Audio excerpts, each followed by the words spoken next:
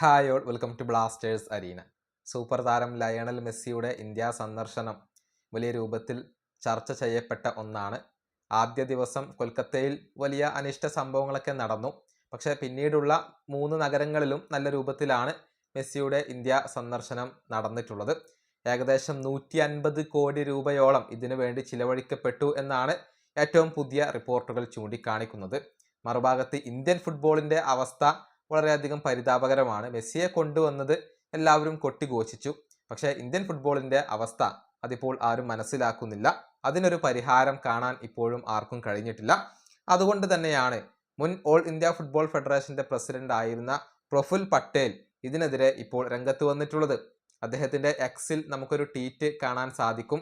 അതായത് എത്രയും പെട്ടെന്ന് ISLഉം I ലീഗും ഒക്കെ പരിഹരിക്കേണ്ടതുണ്ട് എന്നാണ് പ്രഫുൽ പട്ടേൽ പറഞ്ഞിട്ടുള്ളത്. നമുക്കറിയാം, ദീർഘകാലം ഓൾ ഇന്ത്യ ഫുട്ബോൾ ഫെഡറേഷൻ്റെ പ്രസിഡന്റ് ആയിക്കൊണ്ട് പ്രവർത്തിച്ച വ്യക്തിയാണ് ഇദ്ദേഹം. ISL തുടങ്ങുമ്പോൾ ഇദ്ദേഹമായിരുന്നു പ്രസിഡന്റ് സ്ഥാനത്ത് ഉണ്ടായിരുന്നത്. അദ്ദേഹമാണ് എത്രയും പെട്ടെന്ന് ഇതിനൊരു പരിഹാരം കാണാൻ വേണ്ടി ആവശ്യപ്പെടുന്നത്. അദ്ദേഹത്തിൻ്റെ ട്വീറ്റ് ഇങ്ങനെയാണ്: ഇന്ത്യൻ ഫുട്ബോൾ എപ്പോഴും എൻ്റെ ഹൃദയത്തിൽ ചേർന്ന് നിൽക്കുന്ന ഒന്നാണ്. ഇതൊരു നിർണായക ഘട്ടമാണ്. ഉടൻ തന്നെ ISLഉം I ലീഗും ആരംഭിക്കേണ്ടതുണ്ട്. അത് ക്ലബ്ബുകൾക്കും താരങ്ങൾക്കും ആശ്വാസം നൽകുന്ന ഒന്നായിരിക്കും. അതോടൊപ്പം ഇന്ത്യൻ ഫുട്ബോളിൻ്റെ ഇക്കോസിസ്റ്റം വീണ്ടെടുക്കാനും അത് സഹായകരമാകും. ലയണൽ മെസ്സിയുടെ സന്ദർശനം ഏവരുടെയും ശ്രദ്ധ പിടിച്ചു പറ്റിയിട്ടുണ്ട്. ഇതോടെ ഇന്ത്യൻ ഫുട്ബോളിലുള്ള ആവേശവും ആകാംക്ഷയും വർദ്ധിച്ചിട്ടുണ്ട്.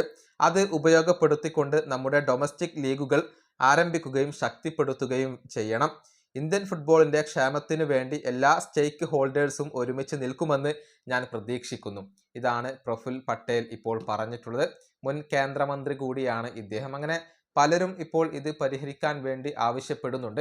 പക്ഷേ ഇപ്പോഴും ISL ക്ലബ്ബുകൾക്കും അതുപോലെ തന്നെ ഓൾ ഇന്ത്യ ഫുട്ബോൾ ഫെഡറേഷനും ഒരു യോജിപ്പിൽ എത്താൻ കഴിഞ്ഞിട്ടില്ല. പുതിയ ഒരു കൊമേഴ്ഷ്യൽ പാർട്ണറെ കണ്ടെത്താൻ ഇതുവരെ ഫെഡറേഷന് കഴിയാതെ പോയത് അവരുടെ പിടിപ്പുകേട് തന്നെയാണ്. ഈ വീഡിയോ അവസാനിപ്പിക്കുന്നു. അടുത്തൊരു വീണ്ടും കാണാം.